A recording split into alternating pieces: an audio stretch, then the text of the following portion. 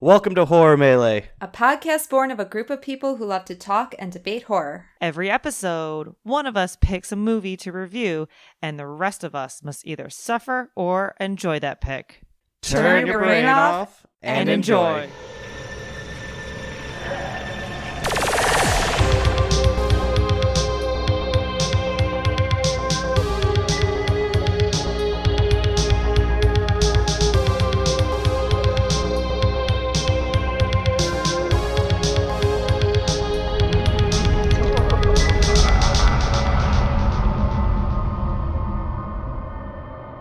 Welcome to Horror Melee. I'm Patrick, your host this week, and joining me is Holly and Stephanie, as usual. Hello. We got a great movie this week, The Curse of the Demon, or also known as The Night of the Demon. American professor John Holden arrives in London for a conference on the parapsychology, only to discover that the colleague he was supposed to meet was killed in a freak accident the day before. It turns out that the deceased had been investigating a cult leader by the name Dr. Julian Karswell. Though a skeptic, Holden is suspicious of the devil-worshipping Karswell. Following a trail of mysterious manuscripts, Holden enters a world that makes him question his faith in science. 1957, Jacques Tourneur's noir demon occult movie, which I was very excited for. I've seen this movie on every list that's has something to do influence with horror genre. This movie's all over the place. It's been on my list for a long time. And I finally was like, you know what? Let's just dive into it and see what it's about. This movie was written by Charles Bennett and Hall E. Chester. I'm guessing they're two English guys since the movie is English or from the UK. Stars Dana Andrews, Peggy Cummins, and I'm not even going to try to say his name. Niall MacGinnis. Niall MacGinnis? That's it. I could not find anything on a budget-wise for this movie. I'm guessing it was like a few $1,000s. It was 1957. That goes a long way, right? But yeah, let's just jump into it. Stephanie, Holly, what did you think of this movie? Before we get into the nitty-gritty about everything, I just want to get an overall opinion of this movie. Well, this is my first time seeing this. I don't know. I felt like it had the same standard formula as just like a 50s monster movie, but I wasn't bored by it. I was having a lot of fun with it, so I enjoyed what I saw. Nice, Stephanie? I really liked watching this movie. I thought that this was like a James Bond horror movie. I love Sean Connery, James Bond, because they're just so put together. They're witty. They're not freaking out. They're focused. They're taking care of business. And it had all the elements of a horror movie, even creeping through a spooky forest.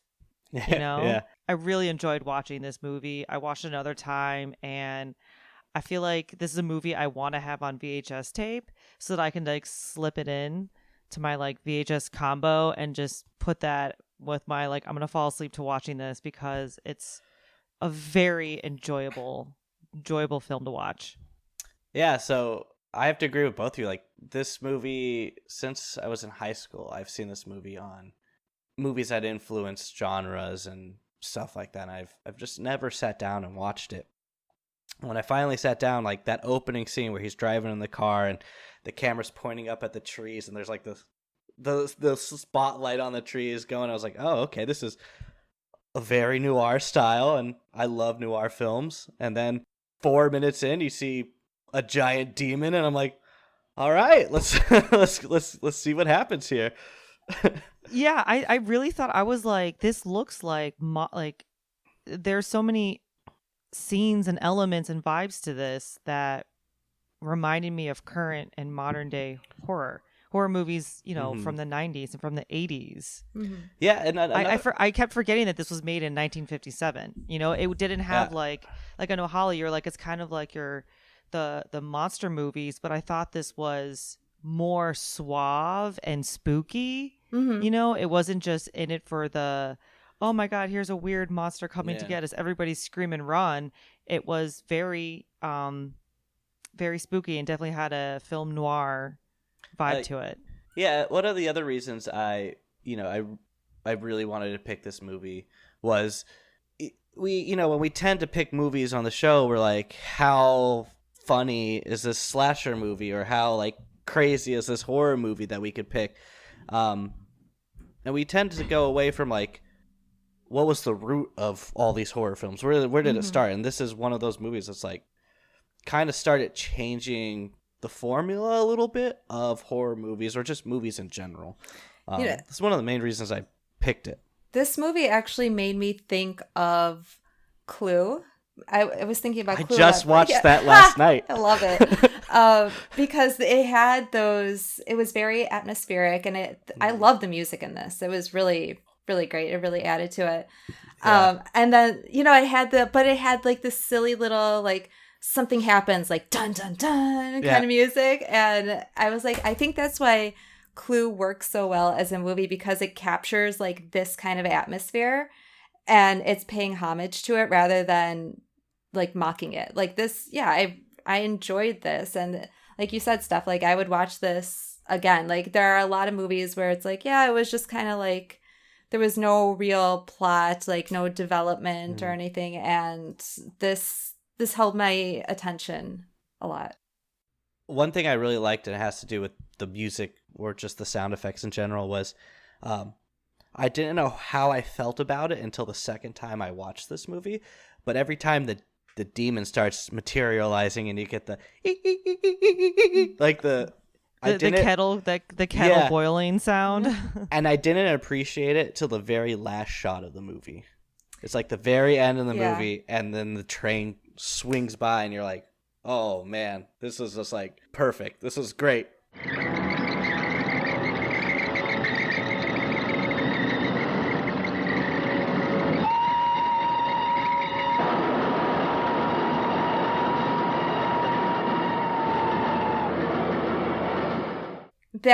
That noise made me think of the movie Them, like when ants are coming.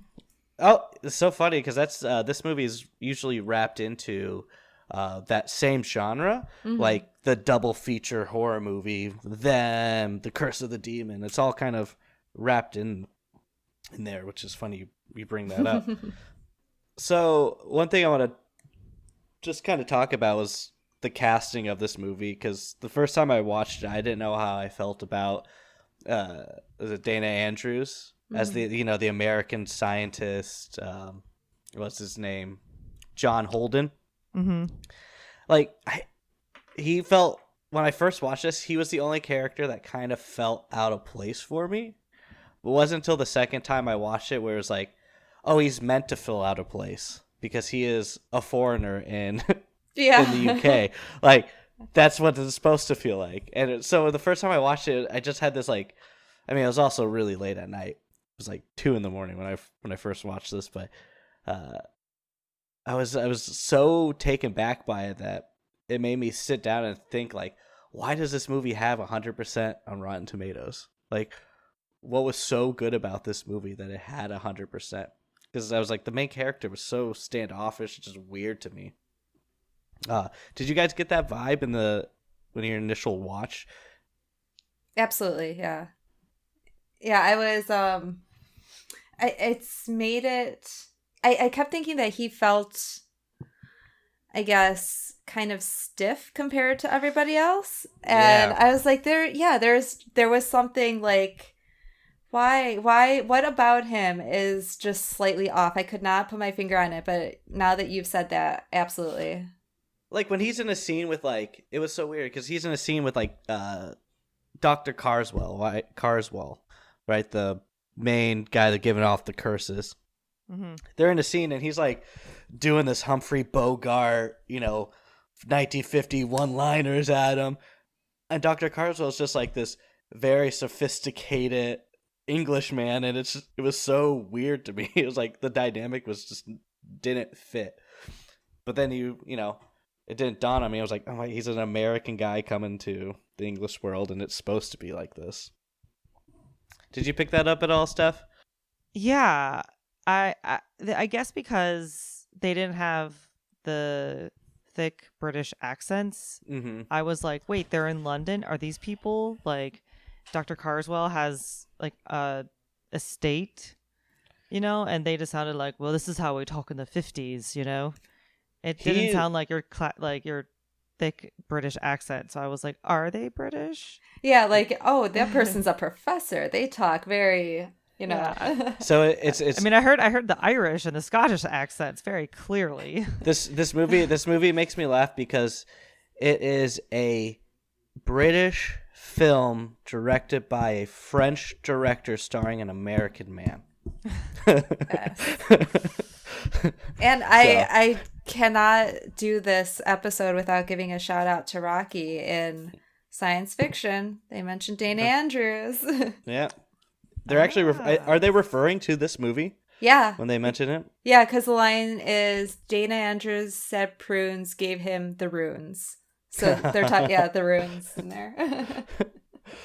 Do you get so one of the main things, do you think this movie deserves the 100% rating on Rotten Tomatoes? I mean, I say sure, why not? Like, I thought I very much enjoyed it. It kept my attention. It had plenty of spooks in it, I mean, if I watched this in the 50s, this would definitely scare me.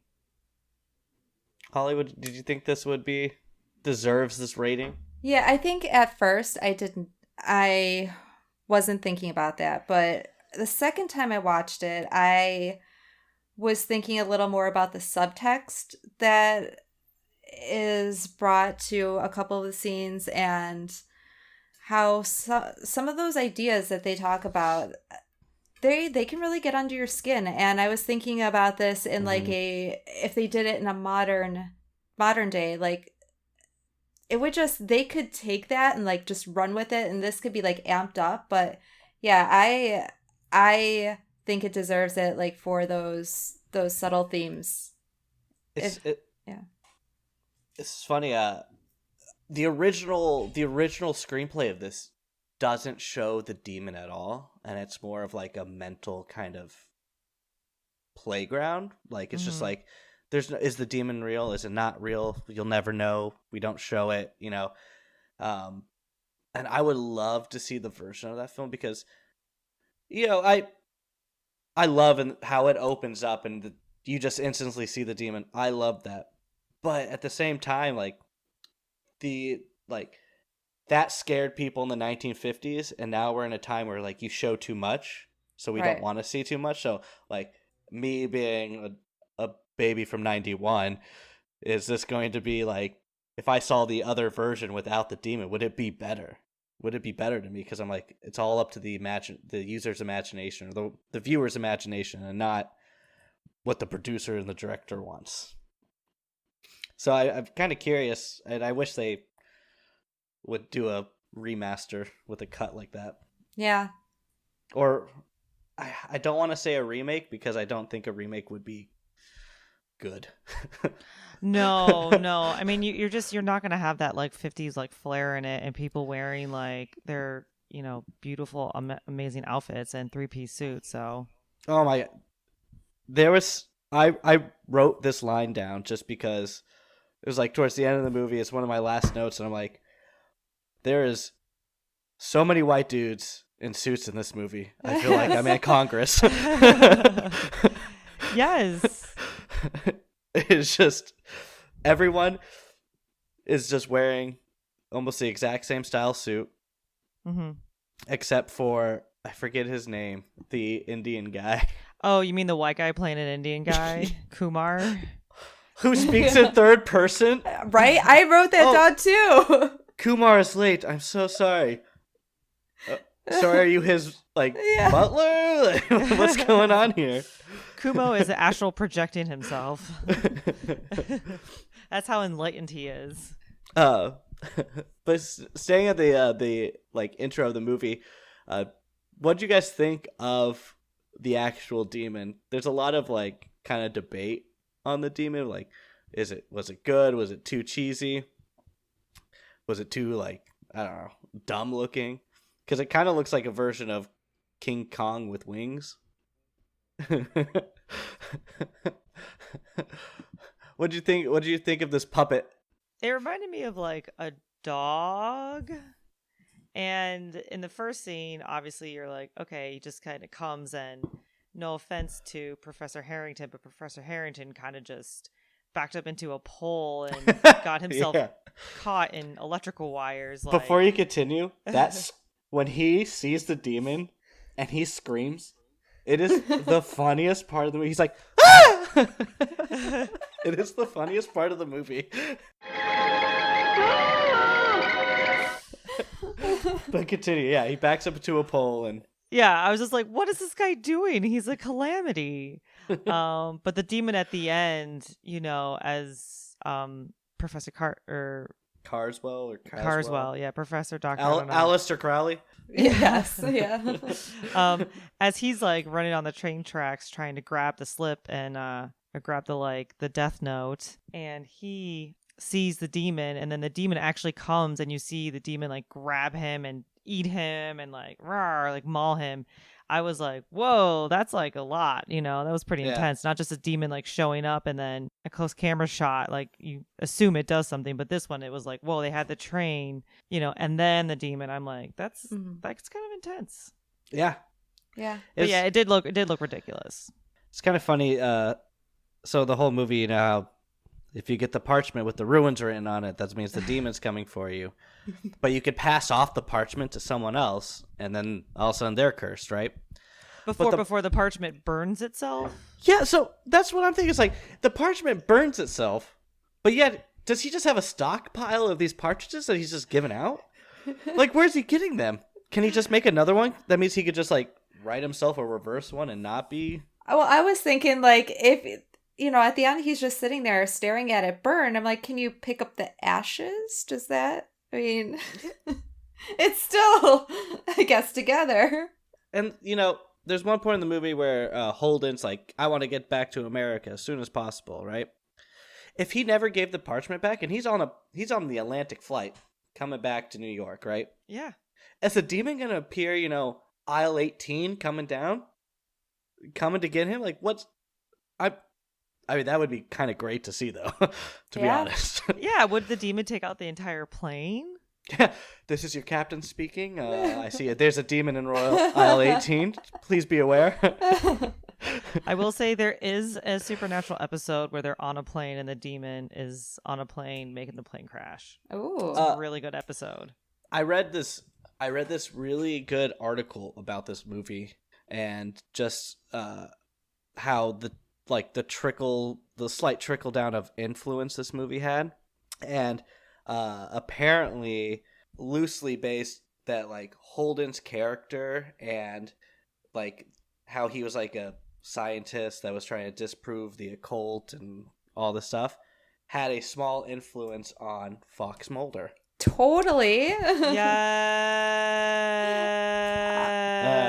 Yeah, I totally wrote that down. I was like, all right, so he's Scully. He's, you know, and then Joanna's Mulder. Yeah. Yes. Especially Joanna's line when she's like, "You could learn a lot from children. They believe in things in the dark, although we tell them it's not so. Maybe we've been fooling them." I love that. Ugh. She was the best character in the movie. I mean, it was a little weird that she was... Actually, Coswell is probably my favorite, but just because I felt his acting was... I felt he was phenomenal, like, just acting-wise was great. But she, as an actress, was so believable in this role compared to Dana Andrews. Just because, I don't know, he just sometimes felt out of place with his weird one-liners, like, what does he say? He's like, don't you want to give a dying man his last wish? I was like, God, man, the 1950s was a weird time. Yeah. But I gotta say, because I was expecting like, you know, in those 1950s movies, you always have the dapper guy and the girl who's like, and the leading lady who's like, oh no. And I love how she was like, no. She set her boundaries and she was like, no. She's like, I'm serious. Okay. But did she? Because then they get to, you know, Coswell's estate, and he's like, go with my mother to try ice cream with the men talk. It's like, oh, okay, she's gonna go and get ice cream when you guys chat about. I don't know. It's still like, it was like she did stand her ground, but at the same time, she's still like, whatever the dude said still went. Yeah, but she wasn't like, okay, I'm gonna fall madly in love with you just because you're a guy in a suit, like every other like 1950s movie. You mean Yeah, every guy in that movie? Yeah, was wearing a suit. I see where your line of thinking is, Steph. Like, she's able to voice what she wants, but still, it's like you're still being told what to do, and you're not going you're not going to have it in you to like step up every time. Well, I mean, they were serving ice cream. I mean, come on. Yeah, I mean, I would go. Well, okay, that whole scene. What is he, fucking Pogo the Clown? Just gathering the village children and giving them an annual party? Yeah, and who's like, and these kids like come in, they're like bang bang, and he's like, oh, good job, I'm gonna like reward that with chocolate. Yeah, let me pull chocolate out of your ears. Oh, that's another thing that I wrote down, like his little thing that he says. But where does imagination end and reality begin? What is this twilight? This half-world of the mind that you profess to know so much about? How can we differentiate between the powers of darkness and the powers of the mind? Oh, how terrifying. That was my favorite line. Yeah. And then that was a really cool jump scare, too, with that kid. Because, like, he got really deep and everything. I'm like, oh, my God, this is really poetic and deep. And then all of a sudden, bam, that kid. Yeah, that whole scene was great. It did end a little weird with they had the storm, right? So he conjures the storm, and then they get to the front door. He's like, "Hey, you want a drink?" Yes, the most gracious host. I was like, that was such a weird transition into the next scene, but okay. I don't know. I mean, throughout the whole movie, Dr. Holden is like, I need a drink, I mean, he's constantly drinking, and I love Kumar's being like, drinking is the devil's. Yeah, I did like the devil that thing. And I thought it was really funny where, I mean, that's what you did in the 50s, I mean, we've all seen Mad Men. Yeah. What does Kumar say about the drink? He's like, the devil's something. Oh, no. Okay. So as they're all hanging out in the hotel room, he's like, oh, like Professor Mark O'Brien like takes a drink, and he's like, after Kumar made the comment about how drinking is like a devil thing, a devilish thing, he's like, oh, the devil has something here, very pleasant. And then Kumar says he's most dangerous when he's being pleasant. Yeah. That was a great line. There were so many good lines in here. Like, yeah, there were. They were just so smooth, and they're so confident, and they're talking about all these things, and they're so like making you think about like reality versus like, what else is out there. That's what threw me off about Holden, right? Because he's a scientist who can randomly get other scientists to run tests on a business card for him. Thank you. Weird. Yes. I was like, they have nothing else to do. Yeah. But especially when he's like, it's going to take me some time, and he's like, do it. Yeah. So, I like it. It's going to take me some time. How long? I don't know. Tonight, after I get some dinner, maybe. It's whenever I feel like it, really. But like everyone had these great lines. Even the other guy with Kumar, whatever his name was, Dr. Mark O'Brien, the Irish guy, right? Yeah, they all had these great lines, Professor. and Holden's sitting there, and he's just like, "I always go back the way I came. It's my." I'm like, okay. Yeah, right? Oh, man. But he's the guy that they're all looking for answers to, right? He's like the lead person. But he's not the smartest person in the movie. Do all scientists wear big rimmed glasses? Come on. He's trying to disprove superstitions and the myth and like the status quo, and he says that when he's like he says that in Scotland Yard, where he has that little heart to heart with Joanna, and he's like, I was always the person who would walk under the ladder or let a cat cross me, because he's like, I don't want to live in superstitions. Yeah. I don't know exactly what he says. I'm doing a terrible job of describing this, but that was his whole point, is he wanted to be the opposite of that.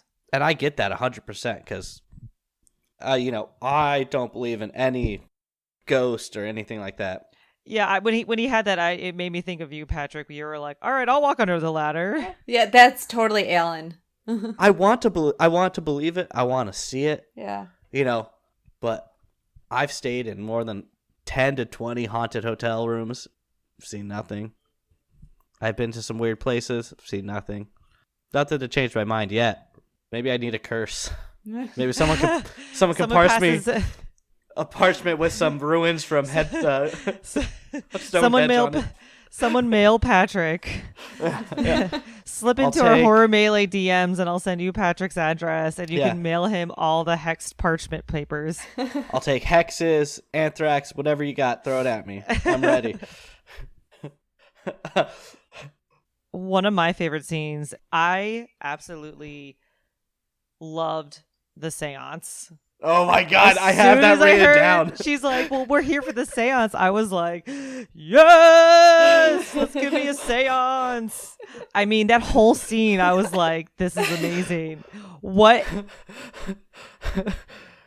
did you, first of all, Mr. Meeks is my favorite. I mean, he was amazing in his seance. Every time he looked like he was like about to like come, every time he was like invoking Stephanie, the spirits. I have that line written down. I'm like, is he coming every 10 seconds?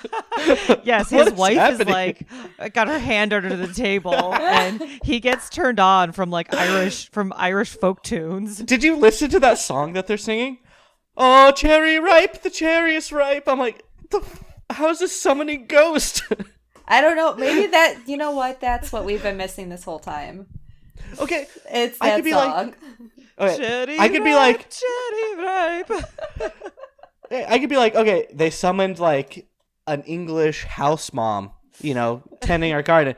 But what's the first thing they summon? A Native American from North America. From an obscure part of the United States. Upstate New York.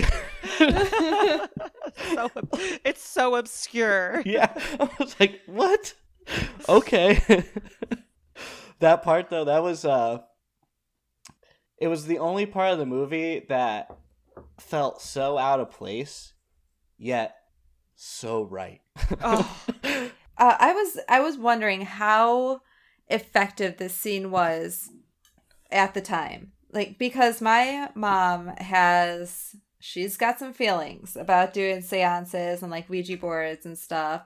And the whole like changing voices and everything, that can be very unsettling, but because here it's like, clearly just like a voiceover and it like doesn't quite match. Like, I wonder if people got that same sense of like there is just something unsettling about this, or if it was looked at as more like, it's not that creepy.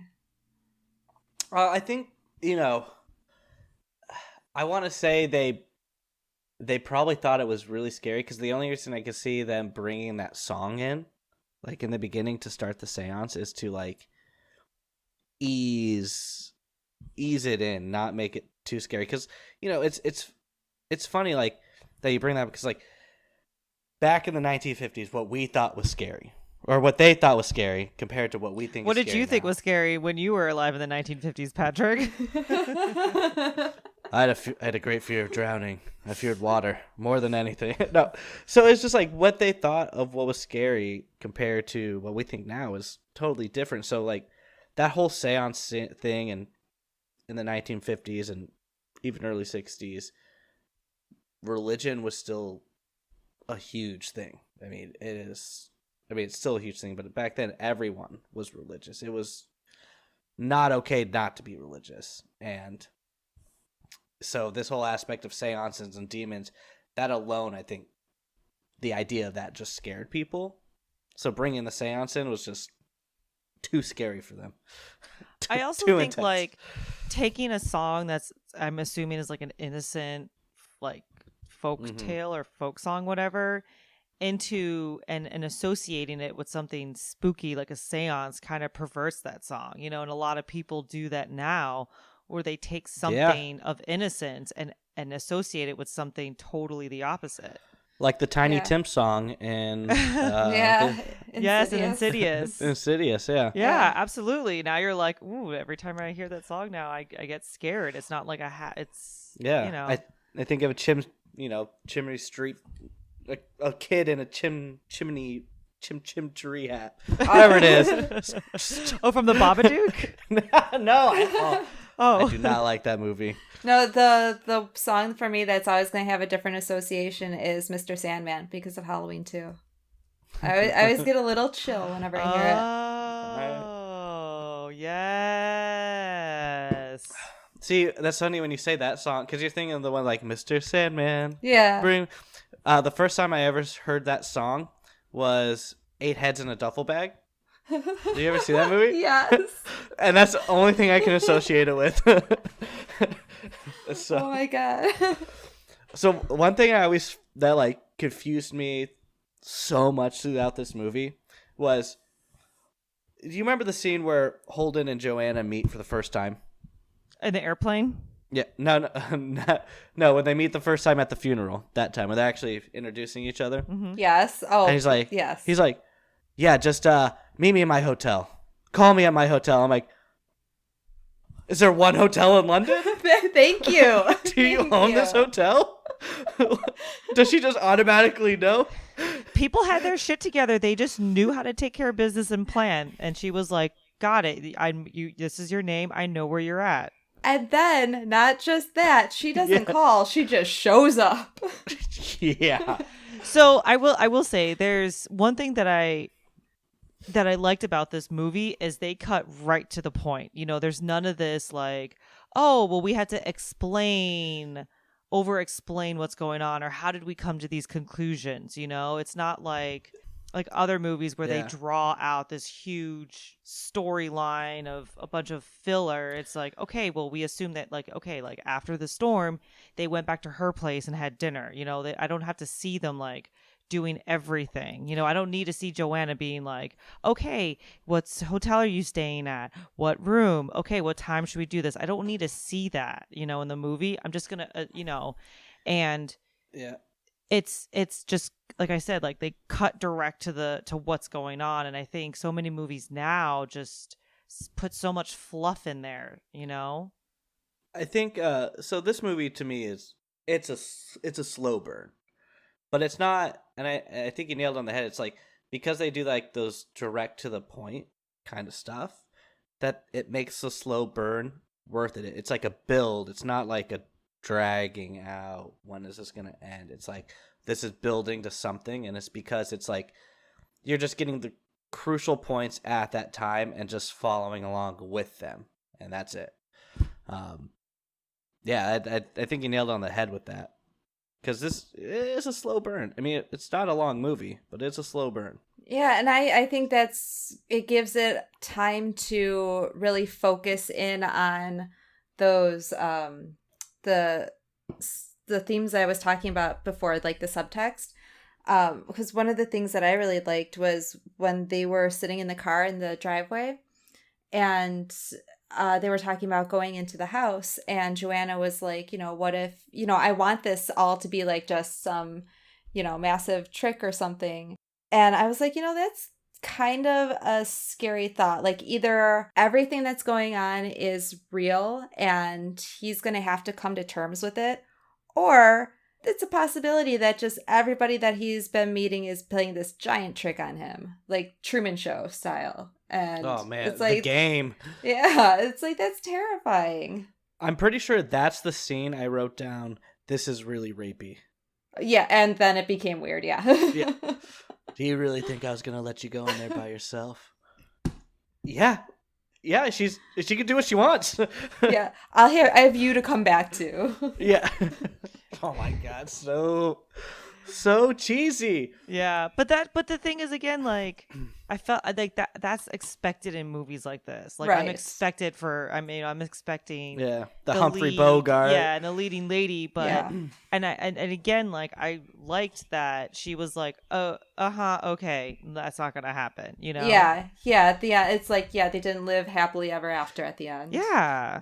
You know what's one thing that confused me about this movie though was So at the end how Karswell takes Joanna and puts her in a trance and takes her on the train. Yeah. If he was so scared about getting that fucking parchment, why would he take her? Holden's gonna come for her. I mean, he just like said some real creepy things in a car to her. He obviously has some feelings for her. Yeah, right? I was so confused. At first I was like, okay, well, his mom knows where he's at, and Kumar was like, oh, well, I actually talked to her, and she said he's on the 8:45 to Southampton. Like, why, if Karswell is trying to get away, why would he, kidnap Joanna, and why would he tell his, like, communicate his plans and make it very obvious, and then, like, wait for him to show up, and then he's like, oh, never mind, I'm gonna leave. And you know what's another thing that kind of irritated me? Even if I was, like, as, like, evil as Karswell, I'm in the black arts like Karswell, and I was cursing people, and they're dying, my mom wouldn't tell a fucking soul where I was going. She wouldn't tell anyone. That's it. And my mom is very religious, but... But his mom was like, the murdering has to stop, because his mom has, like, a conscience. You know, and she communicates with the dead on, like, a weekly basis. Good old Mr. Meeks. Okay, if she's communicating with the dead, well, you know, you become your environment influences you as a child, so I mean, technically it's her fault. All of this is her fault. Oh. The root of it's the mother. All right, Freud. Just saying. Another thing that kind of was weird to me in this movie was this hypnosis scene with him and the Irish dog. Yeah, it's like it kind of felt out of place. But I think it was just another hypnosis scares people, you know. MK Ultra's around that time, you know, it's just like they're like, oh, we're kind of scared of it, so they kind of threw it in there. Yeah, it's kind of, I made a note like from the beginning of the movie when he had just gotten off the plane and he had like all the reporters there and everything. There is a sense of like, you know, of that time, like just being terrified of the unknown and not having these solid concrete answers, but still wanting to have faith in something. And like in the beginning, he was saying, you know, like I study parapsychology, and they were like, para what? And he said, mind reading, fortune telling, spirits, and zombies. And I kind of laughed. I was like, just those things. Because I'm sure at that time, like, people were like, these are like the bad things. And it's like, just those things. It's like, leading all of that, I was like, oh, okay. And then he said zombies, and I was like, why would you need to study, like, why would you need to study any mental thing about zombies? Maybe a physical, like, they're coming to life. Yeah. I did like the end scene though, where he slips the parchment into the jacket. Yeah, this is so good, and like every time he keeps trying to hand him something, and oh god, I really enjoyed that. I know, because I was like right there with him. I was like, oh, is it in that? Yeah. Is it in there? Is it in there? But I would have done exactly what Karswell did. I'd have been like, no, I don't have hands. I can't grab this. And nope, that book was already there. It's not mine. Yeah, and then I'd be like, oh, my favorite jacket. No! Curse you, Holden. Right? And that's why I'm like, this movie had so many good elements to it, because it had really good suspense. It had creepy moments, like that whole forest, like, oh, I'm gonna walk back in the forest, like, I'm like, this is so classic, like everyone's scared of a dark forest at night, you know. That forest scene where the footprints are just slowly showing, that was great. That was fantastic. Yeah. That was one of my favorite parts of the movie, just because I was like, this is 1957, they're doing these effects like this. Good for them. There was a part there that gave me a chuckle, though, when the tree branch, like, falls in his face. I was like, I wonder if Richard O'Brien got that from that part in Rocky from this, because there's a part where Janet, like she's got the newspaper and everything, and she gets smacked by like a tree branch, and there's a callback. It's like, watch out for the slut-eating tree. I was like, hey, I wonder if that came from this too. The line, it's in the trees. It's in the trees. That's in quite a few things. Yeah. Yeah. This movie's got a reach. It does.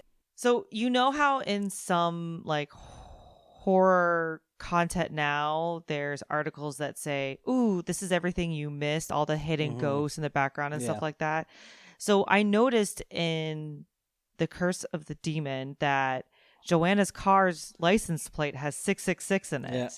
And I was like, wait, like what else am I missing? What are some other little things that like the director or whomever like put in there, like little Easter eggs? Yeah. Did you find any other ones? I didn't notice, but I'm I'm a terrible person when I pay attention to movies. Yeah. I mean, I watched Haunting of Hill House because I saw like there's so many ghosts in every scene, so I start to like lose focus on the story, and I'm just like looking at it like a Where's Waldo image. Yeah. Yeah, totally. And then I'm like, I don't even know what happened in that scene. Let me rewind. I will say one of the strangest scenes in this movie was when all the doctors are in his room and he's showering. That was very fucking weird. I just met you, bud. Go ahead, watch me dress. We do things differently here in London. Yeah, I mean, his room was like the room to hang out, and everyone's like, "Oh, Dr. Holden's here. All right, he's got the party room." Yeah. Yeah, and like another thing that confused me is he goes to his hotel, right? And the other doctor lives in London. He's from the States, but yet he has a room at the hotel? Or are they all just staying at the hotel?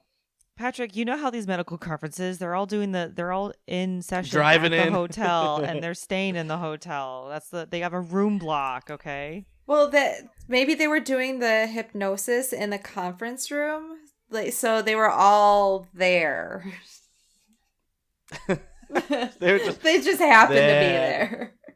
I will say though, if I had to sit in a medical conference, I would have done the same thing the guy that jumped out the window did.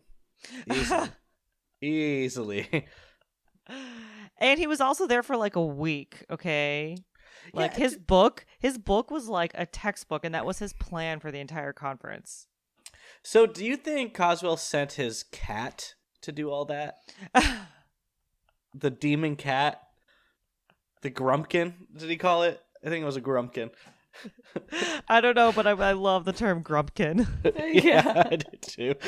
Dude, that scene was so funny. He's like staring at the cat, and also it's like, oh, I'm not a cat, I'm a leopard. I always wonder when actors have something that's very obviously like, fake that is on them, and they're like fighting. How many takes do they have to do where they have to get the laughing out? Before they could like actually do it. God, I remember I filmed. I doubt I could ever find any footage from this, but my friends and I tried to film a horror movie where a Tickle Me Elmo doll was the killer, and there's a few scenes we had to do that, and it was all laughing. It was just pure all laughter. lots of corn syrup and blood and laughter. How many Tickle Me Elmos? It was one, and then we put a bunch of fireworks on it. So during 4th of July. During 4th of July, I was a weird kid in high school. I mean, weren't we all weird kids in high school? Yeah. We took a Tickle Me Elmo. We strapped it to a cross. We put a bunch of fireworks on it, and we played the Omen soundtrack as we lit the fireworks off. Amazing. Yeah. That was senior year. So I was 18.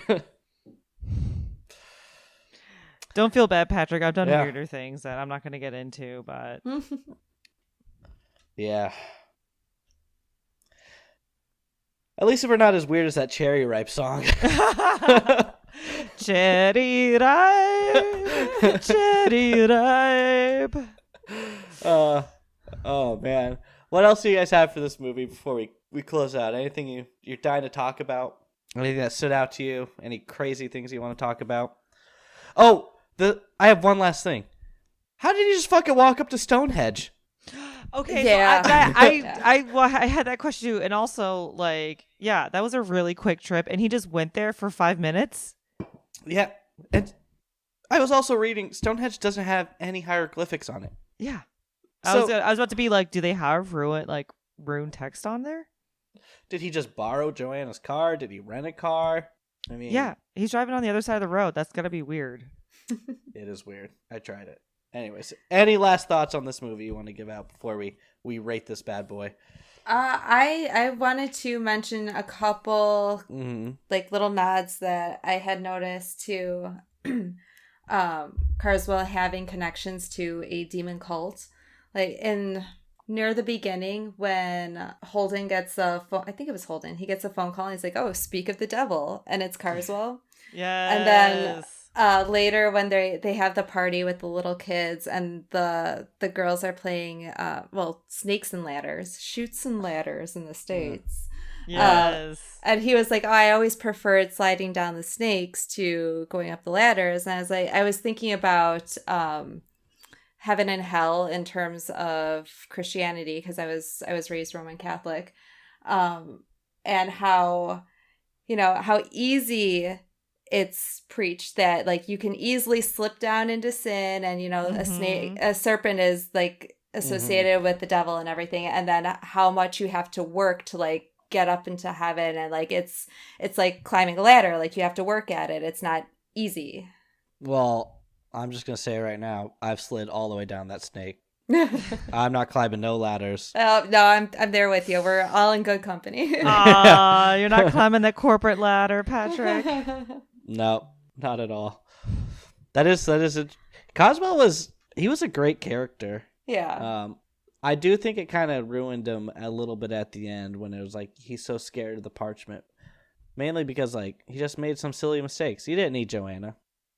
He didn't need her. Yeah. Was that because he was just like so full of himself that he knew it wasn't going to happen, that he just wanted to test it? Like probably. I mean, yeah, because it kind of reinforces his humanity, kind of like when he was talking with his mother, and he's like, all of this comes at a price, and I'm doing this because I'm scared too. Yeah. One thing the actor said he based everything off of Aleister Crowley. Aleister Crowley loved butt sex. Right? Loved it. He was real into it. I wonder if he was a method actor or not. Just Patrick, this there is I was reading this. He has like Aleister Crowley has all these poems that he wrote, and there's one, and it is just all about how much he just loves it. It's what he loves. It's the main thing he loved in life, and he died a broke man. And that's how we'll end the episode. So thank you guys for coming. On the note of butt sex. I was trying to say it in a way that wasn't like too vulgar. But so that's what I came up with. I also want to say we could rate this movie by white men in business suits. Oh, no. I don't know how to rate this movie then. Pieces of paper with curses on it. Curse paper. All right, Holly. What do you give this movie? I am going to give this 4 out of 5 parchment papers. Curses. What? 4 curses. Nice. Yes. I really enjoyed this, and I watching it a couple extra times, like I definitely see influences in other movies, and like we said, like the X-Files, and I think it was what am I trying to say? It was a lot more entertaining than a lot of other movies from this era that I've seen. Like I think a lot of movies from this time I've seen on like, you know, like local horror hosts, you know, like kind of joking about them and like kind of laughing at them. And this was like, no, it had some stuff to think about. And a lot of this stuff, like the subtext and stuff, it stayed with me. And there were some creepy scenes in there. It was really atmospheric, and the music I loved. So yeah, 4 out of 5. Stephanie, what are your thoughts? I mean, I'm just going to give it 5 out of 5 because I really enjoyed watching this movie. I always think that people just in the 50s just acted so much better than they do now. I mean, in the movie, I believed all the actors. They were so good. They were dressed super well. It was creepy. I loved all the spooky elements, from creeping through a forest to being chased to being like the slow creep of like, am I being haunted? You know, being your pages are ripped out, trying to unravel a mystery, you know, and all the way up until the end of like the suspense of getting rid of this parchment paper and passing it off. So I really enjoyed it. And I feel like every time I watch it, I might see something new in it, you know? Yeah. I'm going to give it 4 out of 5. I love the idea of this being like a detective noir horror film. Like he's trying to find out what's going to happen through him through all these clues and stuff, which I really liked. I'm a huge fan of, like, especially in older movies where they do a lot of like shadow play. And there was tons of that in this. But I also like the fact that it wasn't like your typical, like you guys said, 1950s kind of, I'm going to laugh at the horror film, the creature from beneath the sea, you know, that kind of very cheesy, almost cheesy, what's the word I'm looking for? I don't know, just very funny, just horror movies. They're not really scary. They don't really hold up well, but this came out in 1957, and you could put it to any horror movie today, and it's still going to hold up. And like you said, Holly, it's very atmospheric, so it's not a lot of like crazy jump scares, but it gets you thinking on things, and that's what I really liked about it. And that is our thought on Curse of the Demon. Dun, dun, dun. Do you guys want to say anything else before we close this out? The movie kind of won my heart in the very beginning when they're on the airplane and he has the newspaper and it's like his face on top of his face. Yes. I loved how she was like, after he gets comfortable, she's like, oh, excuse me, I need to get out. And he lifts it up and then he like turns around like a baby. Oh, yeah, right. Airline travel. All right. That's the real horror here. That's what the movie's about. The rest of it, just forget it. Yeah. Definitely check it out. You might be able to find clips on YouTube or rent it on Amazon, but definitely check it out. You can also rent it on YouTube for $3. And they'll give you 48 hours to watch it. So yeah, and don't forget to check us out on Facebook and Instagram and horrormelee.com. Yeah, please subscribe. It really helps us out. Mommy! Oh, Mommy! Oh, Mommy! Oh, somebody's poor departed child. I wonder whose. I can't find Frederica. She's lost her dog. Joanna. Joanna. It's my uncle. Don't be foolish. Are you there, Joanna? Yes? These things are all faked. But it is my uncle. I know his voice. It is who hurt Mr. Meek. Got to tell Holden. He can't fight it. It's too strong. He means we must give up the investigation. This is crazy. Carswell has the key. He's translated the old book. The answer is there. No. Oh, look. It's in the trees. It's coming. The demon! It's coming! No! That does it.